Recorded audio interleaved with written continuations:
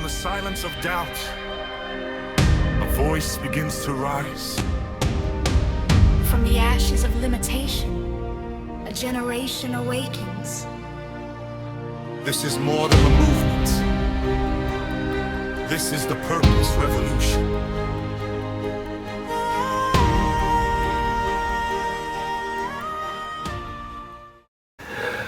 Welcome to the Cookies for a Cause series. In this series, we are going to see how crisis does not just create purpose, but exposes that which is already inside of you. Most people are waiting for the ideal moment to start, they are waiting for the ideal condition to start. But crisis removes that luxury and forces the real question: what do you actually have? There was a girl who watched her parents run out of money because they wanted to save her life. She was just too young to fix her medical bills. She was still young to change the diagnosis, but she was not too young to do one thing. And that one thing changed everything. Today, I want to ask you the question her crisis forced her to answer. What do you have right now in your hand? In this Cookies for a Cause series, we are going to be looking at a framework, which is the Cookie Framework. C-O-O-K-I-E,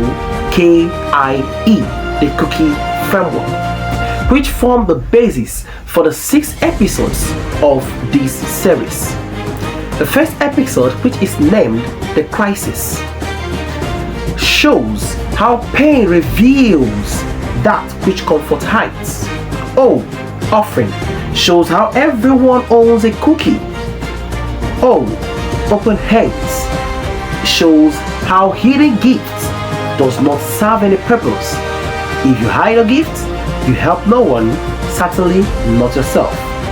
K, Kindred Connection, how purpose attracts the right set of people into your life. I, Increase, how growth tests your character and not your capacity. E, Echo, your obedience becomes someone else's miracle. In this Cookies for a Cause, let's go back to the story of this young girl called Lydia. Lydia was a young girl who fell ill, seriously ill. Her parents did all they can possibly to cure her of her disease and illness, but unfortunately they lost almost everything in trying to save her life. Lydia did not give up. Lydia decided to play a role that she knows her best to do. With her little oven, rusty, dark, and a little bit, when I say spoiled, managed to bake small cookies which was able to display in front of your house. And with a little tag in front of the house, she called it Cookie for a Cause.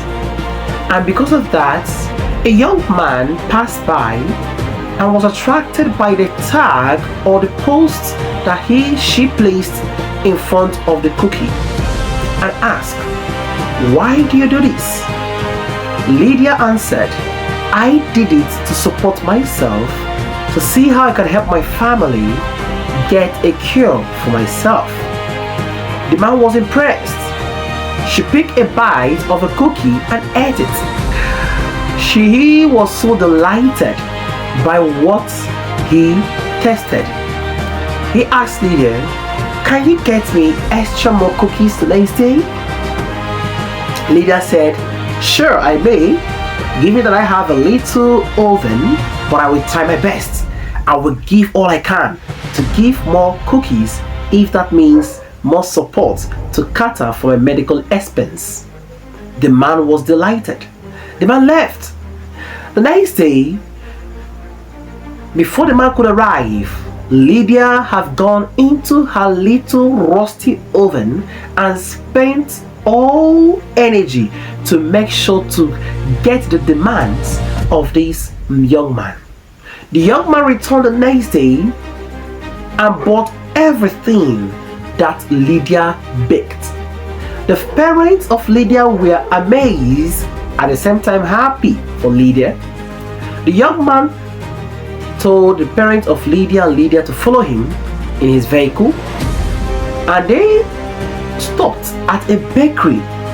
The young man pointed to a bakery, to an oven inside the bakery, a large oven, and asked Lydia, if you could have an oven like this, how much cookies could you bake? Lydia said, well, I bet I got to make a large more cookies.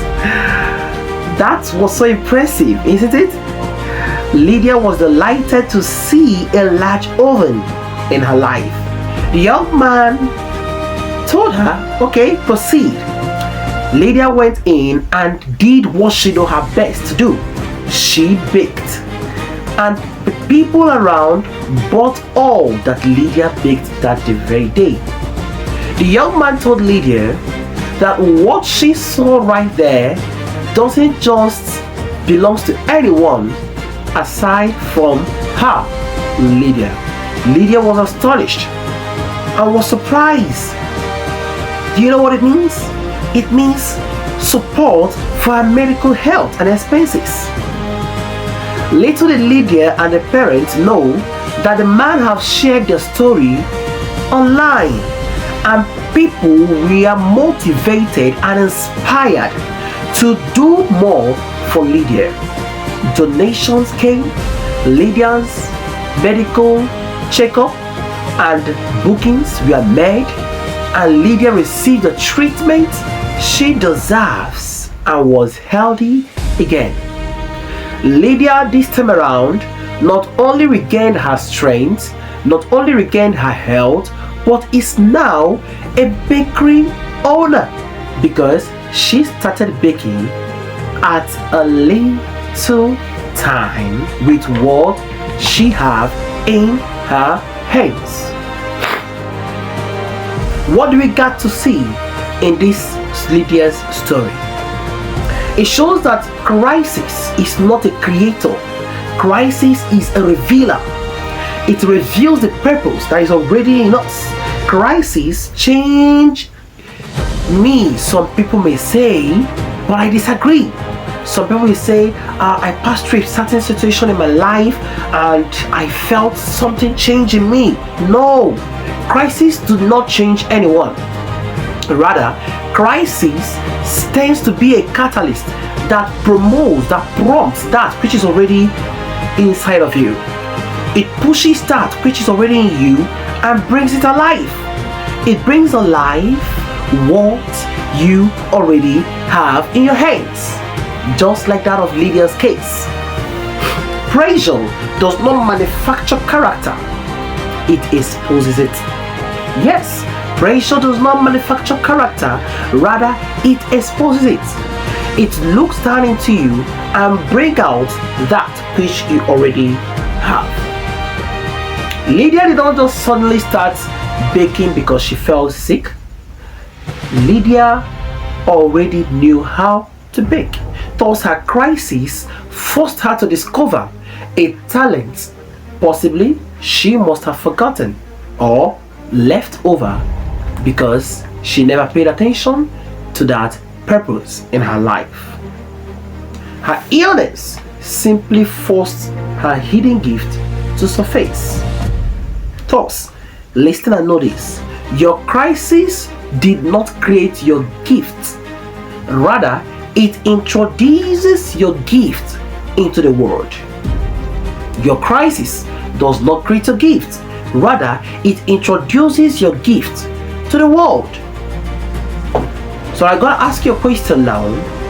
What gift has your current struggle forced you to discover? What gift have your present crisis, the situation, the problem that you're in right now, what have it forced you to discover about yourself? When life is uncomfortable, we often overlook what we already possess. But crisis changes that question. Lydia stopped asking, what don't I have? and she starts asking, what do I have?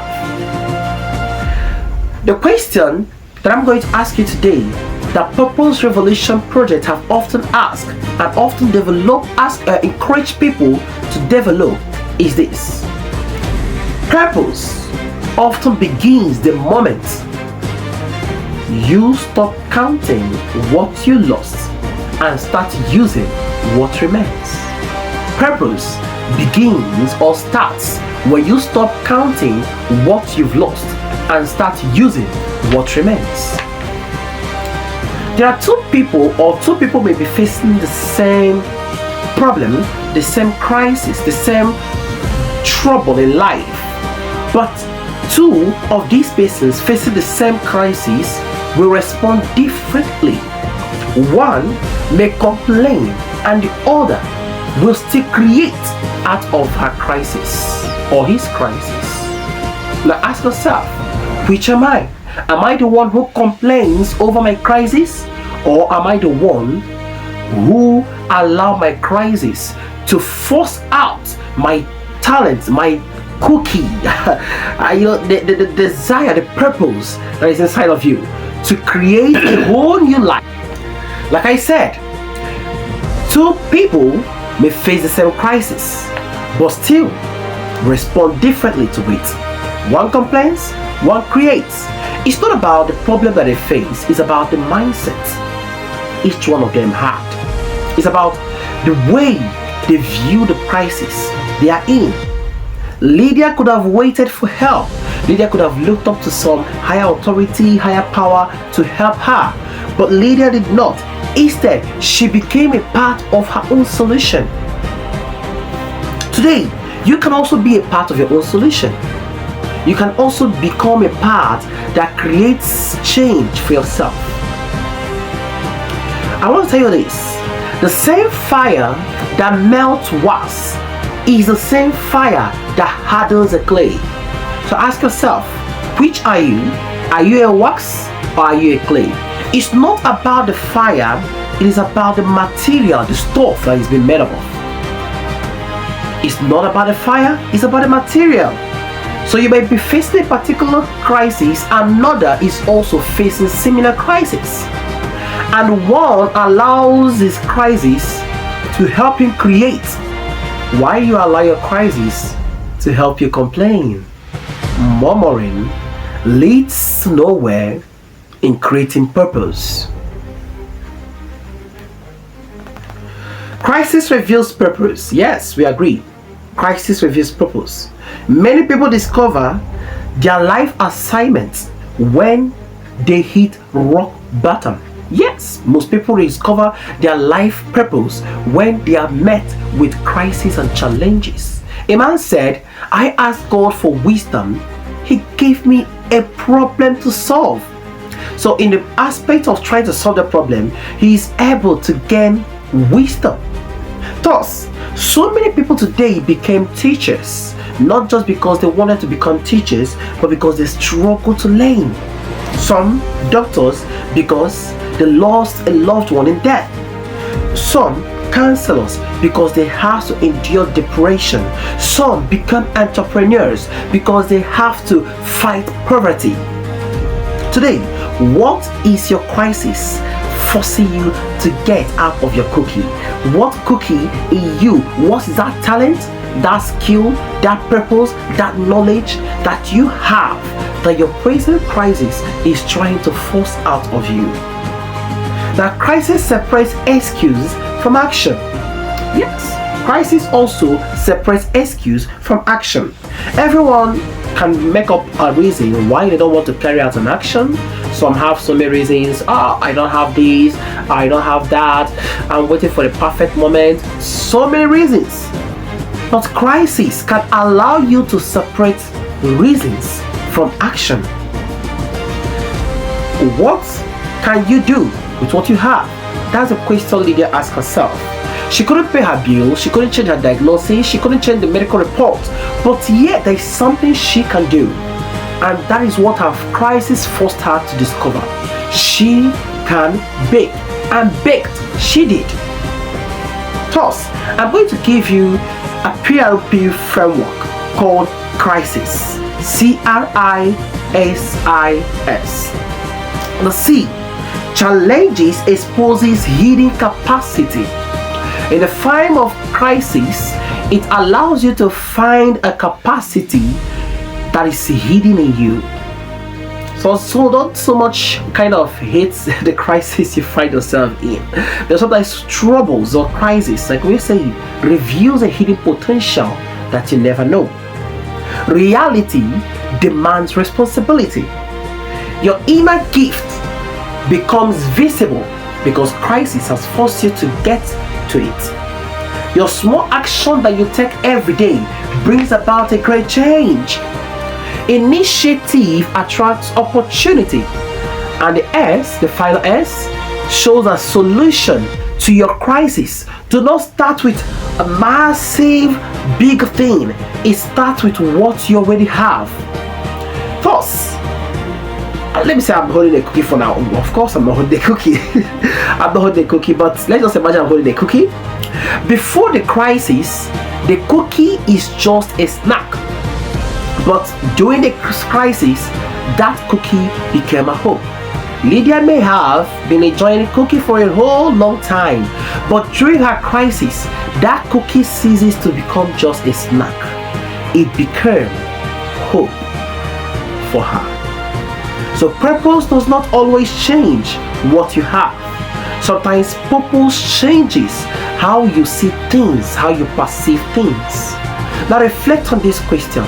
If your current circumstances, if your current crisis is to disappear tomorrow, what gift would remain inside you that you will make use of? And now you are ignoring that gift. Lydia's sickness revealed something extraordinary about her. But the question that changed everything, what if Lydia did not bake? A gift that remains hidden can never change a life. I repeat, a gift that remains hidden can never change a life. That's why our next lesson looks at how everyone possesses a cookie, a skill, a knowledge, a talent, a wisdom, a purpose that can change their whole life and turn it around. The tragedy is, most people never use the cookie. They don't use their purpose, the talent, the skill. They just let it die. They let that gift die. And why? Why do most gifts die? Most gifts die because they are waiting for an ideal condition. They are waiting for the perfect time to start. They are waiting for the ideal moment to begin. One of the greatest tragedies in life that I've come to know and seen is this. It is not about people lacking gifts. It is that many gifts never left the grave of good intentions. Yes, they have good intention, they are waiting for the perfect moment, but that gift did not leave the grave of intention. Most dreams don't die because they were impossible. They die because the owners kept them hidden and waiting for the perfect moment to start. The owners of this dream kept it hidden and waiting for the perfect moment to start. So the myth is this, the lie there is this: oh, one day I will get it right. But let me tell you one thing, the myth behind one day. You tell yourself, one day I'm going to start that business.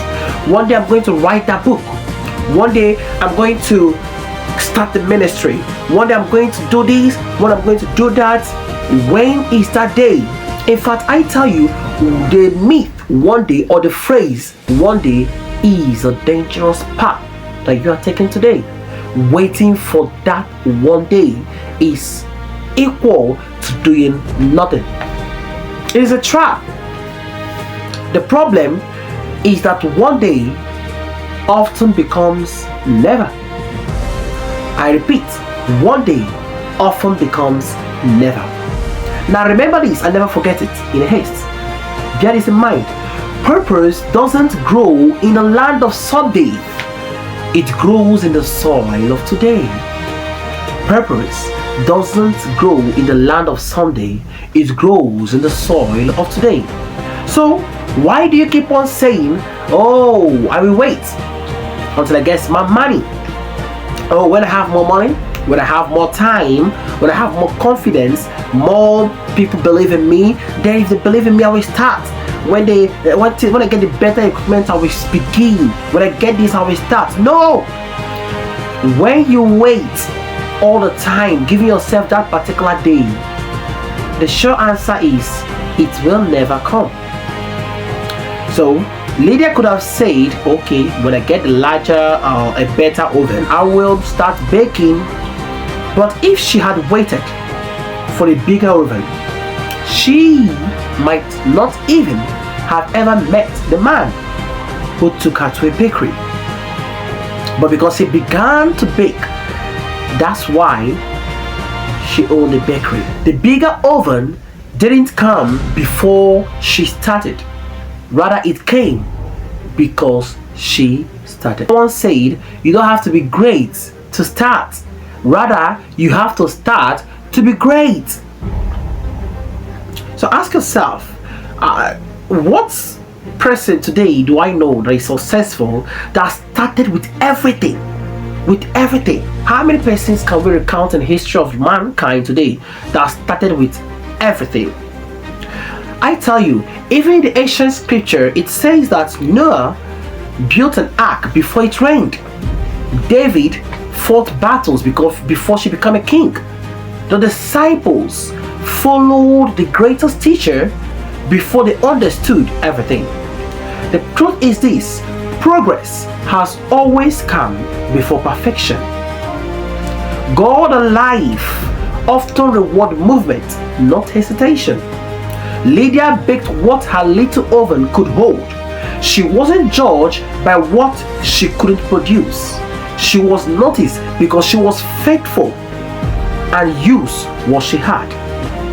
Now this is a cookie bite for you. Your small beginning may be the interview for your bigger opportunities. That's the cookie bite. Your small beginning may be the interview for your bigger opportunities. The longer you wait, the easier it becomes to keep on waiting. Fear disguises itself as preparation. You know, when you always feel fearful, you feel like, I'm preparing something. It always tells you, oh, be that fearful. Remain there. Don't go out. Don't move forward until you get it better. You know, when people look at you, say to them, I'm doing something. I'm doing something. Whereas you are fearful, and it always disguises itself as if you are preparing something, whereas you are not at all. Perfectionism, it disguises itself also as wisdom. The more you keep on waiting, the more it seems to be wise. Excuses are always disguised as planning. Oh, you are planning for something when you know you haven't even started, and you knew too well that you will not even go ahead to do it. Thus, ask yourself, am I preparing or am I postponing?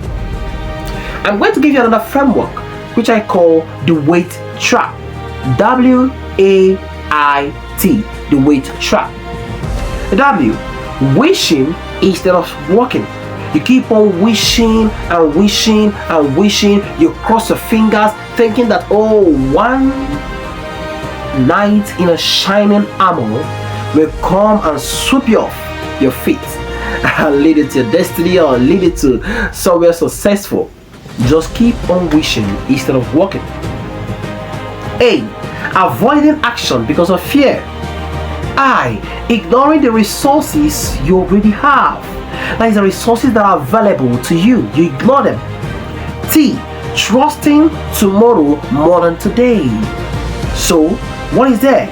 In this wait trap, people keep on wishing for better things. They keep on avoiding things that can help them grow. In fact, they ignore what they already have, and they trust that tomorrow will be better than today. Is that even true? You can believe that tomorrow can be better, but the truth is, it doesn't get better until you get better. That's a fact.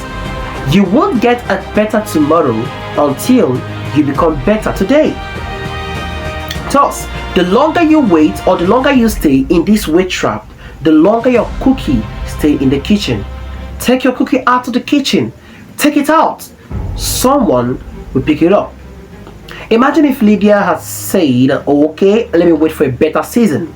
Let me wait for when I'm stronger. Let me wait for when I'm healthy. Let me wait for when my parents, my mom, my dad, let me wait for them. When they get more money, then I will start baking, and they get me a bigger oven, then I start baking. What do you think will happen? Sometimes the opportunity you are praying for is waiting for the obedience you have been postponing. The opportunity you have been praying for is waiting for the obedience you've been postponing. So ask yourself, what have you been postponing in your life because of your current condition? What if today is already the perfect day to begin and you are postponing it? Lydia stopped waiting. She chose to do the little she had, and in doing so, she discovered a timeless truth.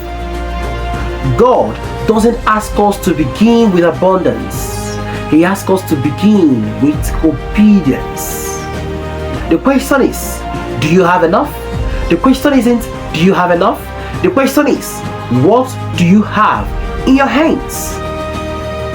Pain asks every person the same question. When pressure comes into your life, when crises present themselves to you, it always takes two things to ask of you. Are you shrinking or are you starting? Thus, let's remember a story from an ancient scripture that spoke of a widow. And this widow has a jar of oil, but she poured out this jar of oil in obedience, and it was enough to clear off all her debt. Yes, it was enough to clear all her debt and everything she had. The greatest teacher, Jesus, also mentioned that a mustard seed is the smallest of all, but when planted, it becomes the largest of all. This principle is universal. It shows that no matter how small a thing is, it does not affect its potentiality. Maybe you're not dealing with a sick child now, or a sick relative or something of that nature, but you feel like you're running out of something. You feel like you're running out of cash. You feel like you're running out of options. You feel like you're running out of things that you wanted. I want you to know this, something, that emptiness you feel right now is not the end of your story. It might be the exact moment you need to reflect on this question. You can turn to your person right to you, or if you're watching this via our streaming on YouTube or Facebook, whatever your means you're using to watch this, I would like you to write it down somewhere, or write it down in the comment section. This question I'm about to ask. Share one moment in your life when crisis forced you to discover something extraordinary about yourself. Just share that moment there, or write it down, or share with someone else. With that which you have shared, it will allow you to have a deeper reflective, to discover more, that you have more cookies to bake than you think you don't have. So ask yourself this question again. What crisis in your life might be trying to introduce you to your purpose? What crisis in your life is trying to introduce you to your purpose? What have you been postponing until condition feels ideal? What is that thing that you're postponing? You wish to start, but you keep on postponing it, waiting for an ideal moment. What is that? If you stop waiting for a bigger oven today, what will you bake? If you stop waiting for the perfect moment, what will you achieve with what you have right now? Now, before our next episode, where we're going to discuss more on how an offering can get you more, write down a resource that is available to you right now. Write it down in the comment section, write it in your journal, or write it somewhere. Make sure you write it somewhere. It could be a skill, a relationship, a free time that you have, a story that you survive. Write it down, but don't analyze it. Don't just overthink it. Don't evaluate it. Just name it. Write it down in the comment section. Write it down in any place you have, in a book. Write it down. Just write it down. Don't evaluate it. In the next episode, you will find out that resource that you have, how to make use of it and open more ways of opportunities for yourself. So, Lydia never asked, what is it that I don't have? Lydia did not ask herself, what is happening to me? She asked, what do I have? That single shift from victim to stewardship is what changed and transformed everything in her life. Not just her sick body, but making her an owner of a bakery. Next time, we are going to ask the same question about your life. What do you have?